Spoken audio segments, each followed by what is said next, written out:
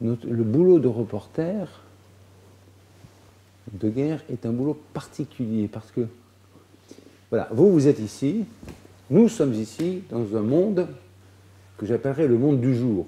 Qu'est-ce que c'est un monde du jour? Le monde du jour, c'est celui où l'électricité fonctionne, où les feux rouges passent au vert et où les amoureux se tiennent dans la rue par la main. Ça, c'est le monde du jour. Et vous croyez que le monde, c'est comme ça. Forcément. En fait, vous êtes borgne. Nous sommes borgnes. Parce que vous ne voyez qu'une partie des choses. Il y a le monde de la nuit. Qu'est-ce que c'est le monde de la nuit? Le monde de la nuit, c'est la guerre. Et le monde de la nuit, l'électricité ne marche pas, le feu rouge a été détruit par un impact de mitrailleuse, les amoureux sont à plat ventre, flingués, sur le trottoir. Ça, c'est le monde de la nuit. Et ceux qui vivent dans le monde de la nuit pensent que la planète entière est comme ça. Ils ne savent même plus ce qui se passe ailleurs.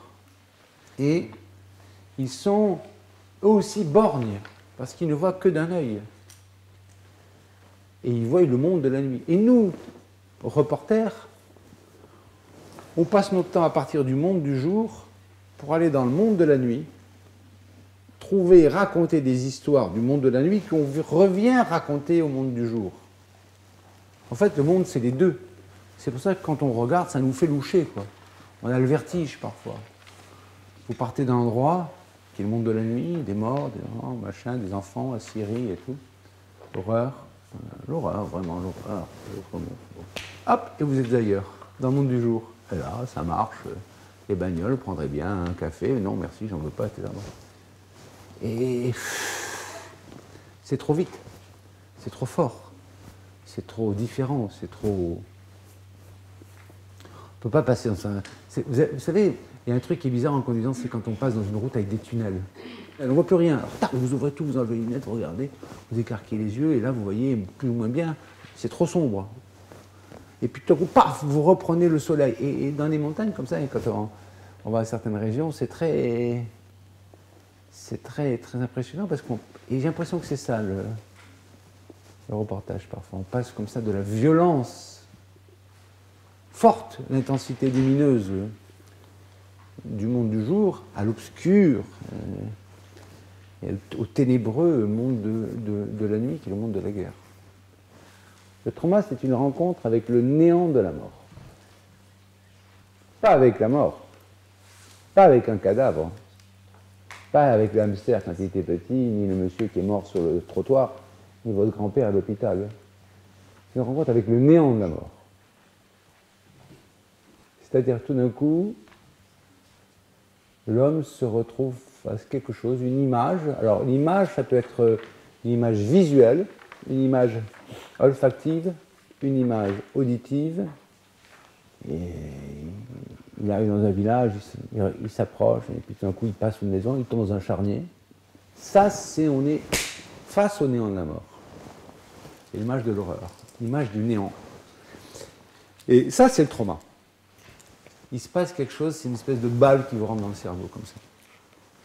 Et le néant, on n'a pas de mots pour le dire. On ne sait pas dire le mot. Et surtout, on n'a pas le droit. L'homme, c'est une vieille règle que les Grecs avaient découvert, les Romains aussi, tout le monde. L'homme n'a pas le droit de voir le néant de la mort en face. Il a le droit de le voir une fois, c'est quand il va y passer. Mais s'il le voit et qu'il ne meurt pas, ça se passe mal. Les Grecs disaient, et Montaigne aussi, ni le soleil, ni la mort ne peut se regarder en face. On ne peut pas voir le soleil en face, vous savez ce qui arrive, et on ne peut pas voir la mort en face. On n'a pas le droit. En fait, dans ces situations, quand on voit le canon, qu'est-ce qui se passe? On dit, je me suis vu mort, j'ai vu la mort, donc je suis mort. Et les gens qui vont vivre ensuite vont se considérer au fond d'eux-mêmes comme déjà morts. C'est très emmerdant de vivre quand on est déjà mort, ça n'a plus aucun intérêt. Il a peur de tout, il est agressif, il est méfiant, il ne dort plus, il fait des cauchemars terribles toutes les nuits. C'est ça le symptôme. Il va avoir des flashbacks, il va se retrouver comme s'il était en Afghanistan au même endroit, tel endroit, etc. il va être agressif, il va envoyer chier tout le monde, il se planque, il ne veut plus sortir, il reste chez lui, il picole, il fume, il se calme, il croit que ça l'aide pas, c'est pire. Il n'arrive pas à dormir, il ne veut pas dormir, parce que s'il dort, il va faire ce cauchemar. Comme il ne veut pas dormir, il prend des excitants, du café, puis à un moment donné, il s'écroule de fatigue. Il dort, évidemment, il est réveillé par le cauchemar. Donc c'est un calvaire épouvantable. Et alors, il y a différents niveaux de trauma. Hein. Mais chez mes camarades syndiqués reporters, le problème, c'est celui-ci, comme ailleurs d'ailleurs. Le tabou, le trauma est par nature indicible, mais il est aussi inaudible. Indicible parce que je ne peux pas dire le néant de la mort. Qu'est-ce que tu as vu? C'était quoi? Il n'arrive pas. Nous n'avons plus de mots pour dire le néant de la mort. Or, les hommes sont faits pour tchatcher, du matin au soir et entre eux. Si vous leur enlevez les mots, ils ne sont plus des hommes. Or, le trauma vous renvoie à cette époque d'avant les mots, une période très obscure, une période de l'enfance, même d'avant l'enfance, où le bien et le mal n'existaient pas, où les mots n'existaient pas. Et donc, on ne sait plus faire la différence entre le bien et le mal. Donc, ce n'est pas audible et ce n'est pas dit, ça ne peut pas être dit. Donc, le traumatisé est piégé, il est muré dans son silence, qui le tue, parce qu'il aurait besoin d'en parler. Les journalistes disent, ah ben nous, on fait juste que passer, on fait des photos, on pose des questions, on ne se bat pas, on ne tue personne, alors pas nous. Le photographe... Il se prend tout dans la tronche. Et oui, en plus, il vous dit, non, mais moi, je risque rien, c'est comme le camarade. Moi, j'ai l'œil dans le viseur et je vois rien. Tu parles. En plus, comme disait un ami psychiatre que j'aime bien, il disait, comme ils ont des crans, comme ça, plus près, plus près, plus près, plus près, et ils mettent le nez dans la machine, ils s'approchent le plus possible. Ah, c'est bien, le cran plus près. Et à ce moment-là, paf, l'image traumatique apparaît. Et ils le prennent plein pot. Mais ils font clic-clac leur service. Ils croient que l'appareil photo est un gilet pare-balles. Macache Bono. C'est un tunnel, là, directement. Là, ça va se plonger dans le fond du cerveau. Clac, ça se bloque comme une rappel. Ça ne bouge plus.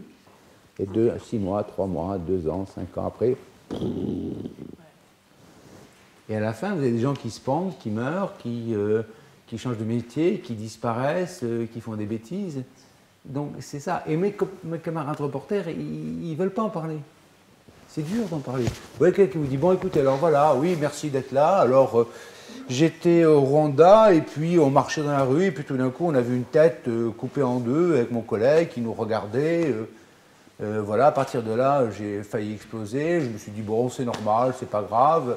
Et puis 2 mois après, je me suis réveillé en pleine nuit, je me pissais dessus, j'ai hurlé, j'étais sous le lit. Ma femme m'a dit, mais qu'est-ce que tu as? C'est dur, c'est pas évident. Hein. Certains se disent, mais c'est pas bon d'écorner la mythologie du reporter. Reporter, 1m80, paf, des deltos comme ça, j'ai peur de rien, je regarde le feu en face, je marche parmi les sous-bombes et tout. Ça, c'est bien. Mais tout d'un coup, je ne suis plus rien, je suis liquéfié, tout ça, c'est pas bien. Donc la mythologie du reporter, le mythe du reporter, pense-t-il en prendre un coup? Ben, comme tous les mythes, c'est fait pour être écorné. Moi, ce qui m'intéresse, c'est réel. La seule chose que j'ai perdue... ça, c'est emmerdant quand même. C'est ma légèreté. J'aimerais avoir cette désinvolture, cette insouciance, cette jouissance des choses sans recul, sans... Oui, ça m'a... J'ai plus ça. J'ai plus. J'ai fait de la boxe. J'ai fait des combats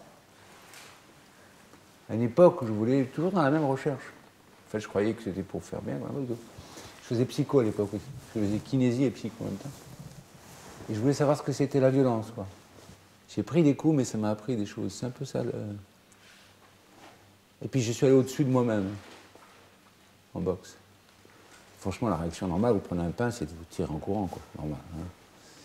Et en boxe, non. On a un carré qui est d'ailleurs assez symbolique. Il y a quelqu'un qui veut vous abattre, c'est très clair. Et il y a vous. Et vous êtes seul. Il y a de la lumière qui vient du ciel, comme ça. Un peu comme s'il y avait Dieu qui vous éclairait en disant c'est le moment. Et si vous avez peur, si vous voulez vous arrêter, vous levez la main, vous dites j'arrête. Et on ne lève pas la main. Alors qu'on prend des coups terribles. Et parfois on est très mal. On ne lève pas la main. Pourquoi? Et ben là, le reportage fait pareil. On ne peut pas faire de la boxe ou du reportage de guerre sans avoir de gros hématomes, quoi. Et des blessures. Mais on va au-dessus de soi, on va dans un monde qu'on ne connaît pas, on va explorer le monde de la nuit.